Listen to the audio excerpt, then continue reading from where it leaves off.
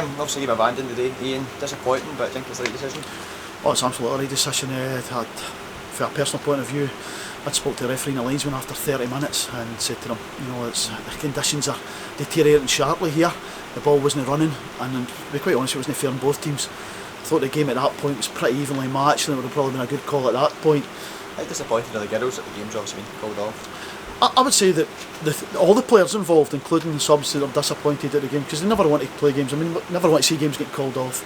I mean, we're all here. There's a decent crowd here in the stand. They all want to see it, but you've got to ask yourself the question: what kind of football was going to get played in that next 45 minutes? I would have said zero. I would have said it would have been end to end, booting the ball up the park, which is not what you want to see. It's not a product that even the fans at the side want to see. And as I say, the most important thing is the injury. Potential injury to players in conditions like that is serious. And for me, that's what the decision was taken on. Before the game was called off, I said pretty even. How pleased were you with how the girls were playing?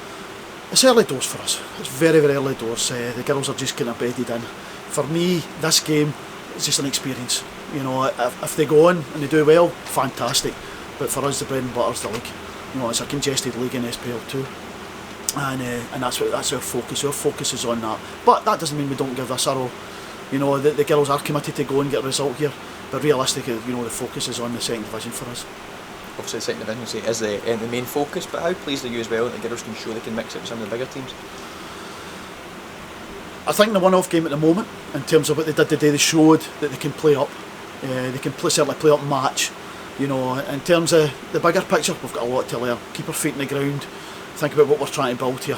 We've brought through in 2 weeks, the last 2 weeks, we've brought 2 under-19s players that haven't been exposed to this environment. But that exposure, in terms of that, is great for them. The young player up to 16-year-old, that's only a second game at this level. Fantastic, runs a line, playing against an ex-Glasgow Girls player in Jane Somerville, and with all her experience, so that'll stand her in good stead.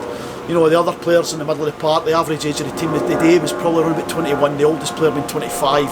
We're sitting with a bench today, all the experienced players at this club basically sitting on the bench. So, we know what we want to build, we know what we want to do. This is just part of the journey that's coming here today, and trying to exposing the younger players to this environment for the future. You had your first league game against Hutchville last week. How do you think you can try to go on for the rest of the season against some of the other sides in the league? As I said to you, this is the feet in the ground stuff. This is about bedding in process, bedding in shape, bedding in how we play. It's a very young team.